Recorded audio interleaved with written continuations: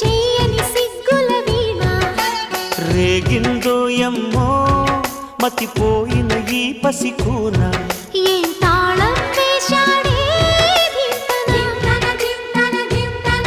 ఏం రాగం తీసిందే అంగనా